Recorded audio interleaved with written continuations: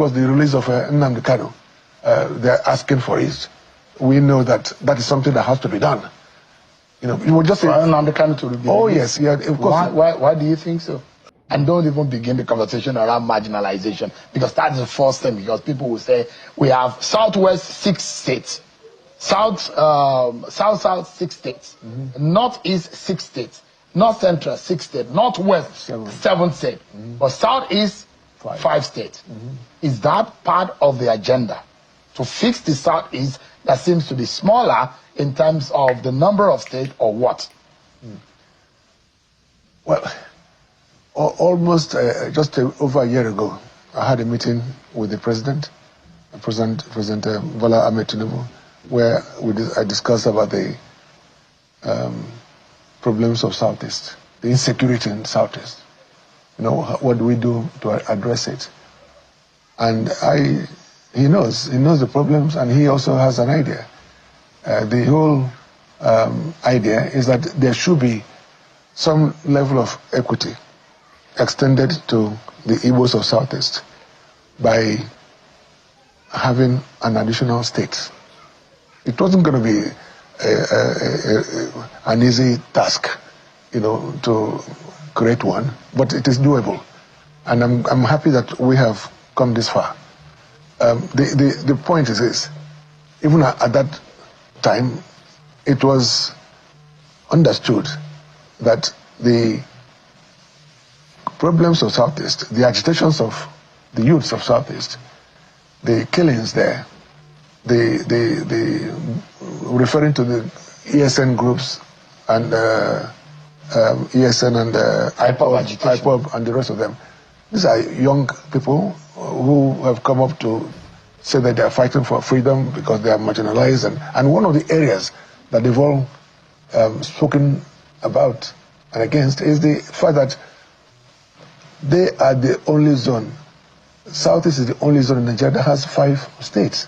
Why is that? Why was it done intentionally to undermine them? Of course, yes. And from engaging those youths, it became so obvious that if a step is taken in creating one state, just one state, to bring it apart with the 5 other zones, let's leave Northwest out of this now, at least bring it apart to the 4 other zones, then something would have been done for them. You know, yes, they are clamoring for different things, but I mean, not least, of course, the release of Nnamdi Kanu. They're asking for it. We know that that is something that has to be done. You know, you would just say Nnamdi Kanu to be oh yes, yeah, of course. Why do you think so? Nnamdi Kanu has been in custody for some time now. I believe that he has been held unjustly. Many people feel that way. As a lawyer, do you think so? Oh yes, yes. That the judicial process is unjust? Yes. Yeah, no, it has been. There's a lot of delays in prosecuting him and all that. If you want to get him tried and convicted, get on with it. You know. But this is a guy who has been held unjustly, as I said, you know, for so many months. And the Buhari government started it. I'm not talking about this government. Trial. No, so the point I'm even making now. I'm talking about the previous government under Buhari when it's facing a judicial process right now. Yes. Saying it's unjust because the argument is that there should be a political solution, maybe a null prosecution. Prosecution should be established on that for the case to be withdrawn. But there are those who say, well, there are allegations and it's left for the law for him to have his day in court, which is in process. But as you know, there has been some pronouncements by the Federal High Court, which has not been respected. You know, so his incarceration is the main reason for the crisis in Southeast.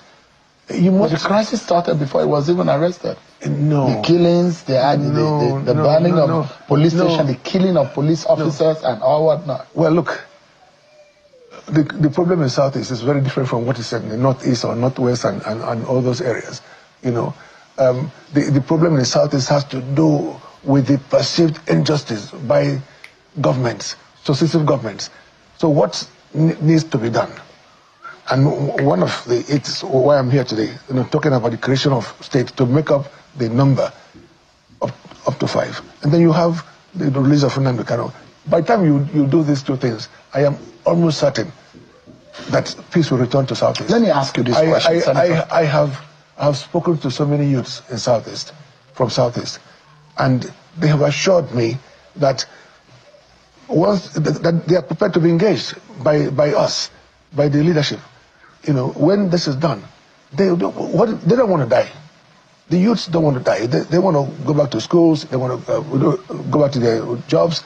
All they want is some level of respect and acknowledgement by the nation, by the government of Nigeria.